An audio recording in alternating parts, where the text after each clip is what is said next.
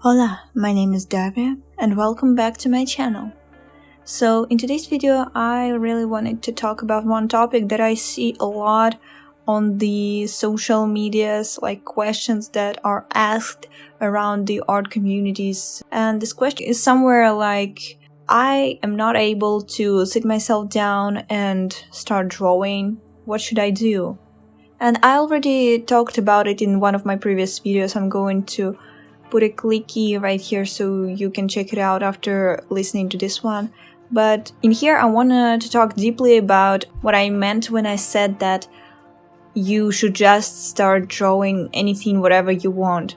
Like, I'm just going to give you some of the tips that I mean by that.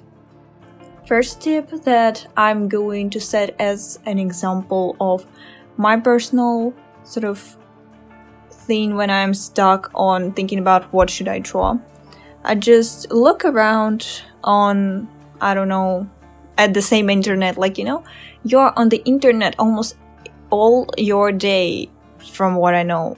And trust me, I know, because I'm the same person. And I see loads of different ideas and I just don't even think about them as an idea.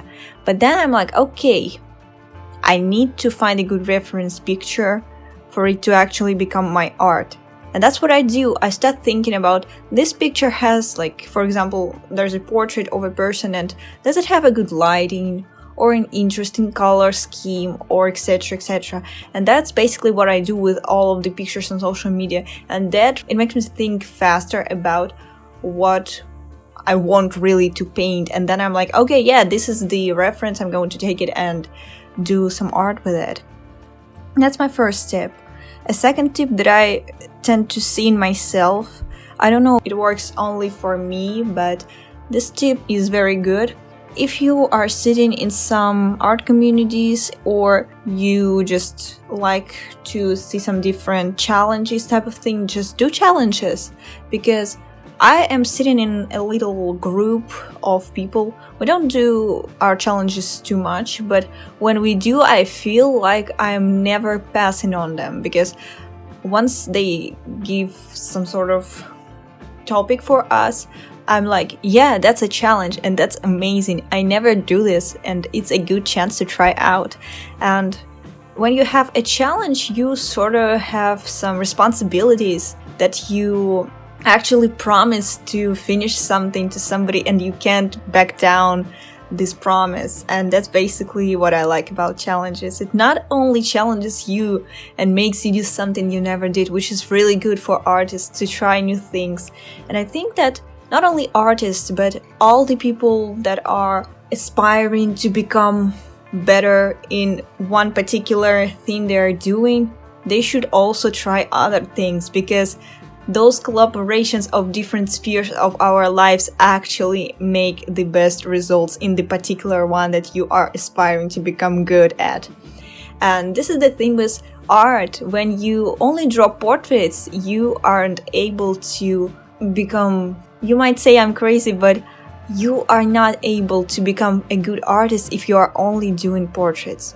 Of course, you might do that, but your brain will just always see those continuously repetitive patterns, and it will just not be able to create something new. But when you, for example, mostly drew portraits, but then you are going to some landscape drawing or architecture drawing, or maybe clothing, fashion drawing, whatever you can actually be also thinking about drawing, or food drawing like I do. Like, it really makes such a difference when you draw various things, because once you go back to this from that, you see everything in some brand new look, And this is really good tip as well. So it's sort of tip 3, but I don't think it is. It's like kind of a common thing.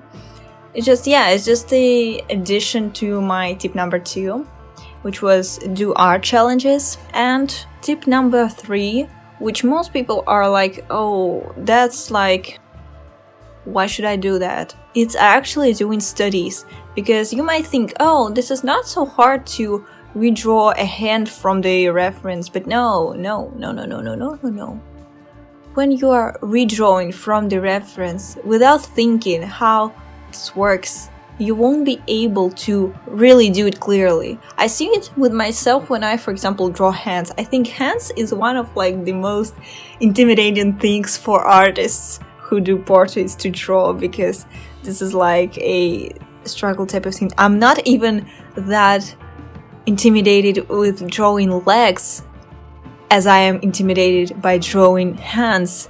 And this is what I do. I just go to studies of hands if I don't know what to draw, because you can't draw like too many hands, because it's not about how many poses of hands there are in the world. There are like thousands of them, and that's not the point of it. The point is you need to redraw them from time to time, because it's a thing about progress. You are constantly progressing, and what you drew, like for example a year ago, the same pose of hands, for example, you won't be able to draw it the same as a year ago.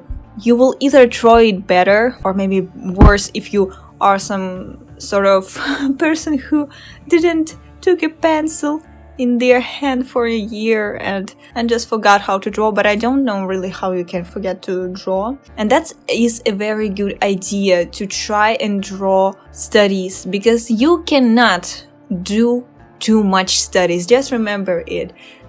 Constant study is not a bad thing. If you want to do a good progress with all your works, if you are aspiring doing it like that, because I know those people that are like, I'm not progressing because they just don't do studies because they are either lazy or self-unconfident. And that's the thing, you just need to make yourself do studies.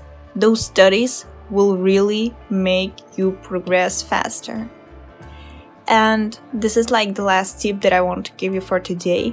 To sum up what I told you in this video, tip number 1, while scrolling your Instagram feed or any of your social platforms, try to think about any of the pictures you see there as a reference, and then you will actually find something that will catch your attention and make you start drawing. Tip number 2 is to participate in art challenges. And tip number 3, doing some studies. And that's it. I hope you found this video somehow either informative or entertaining. Thank you so much for watching, and I hope to see you in another one. Bye guys.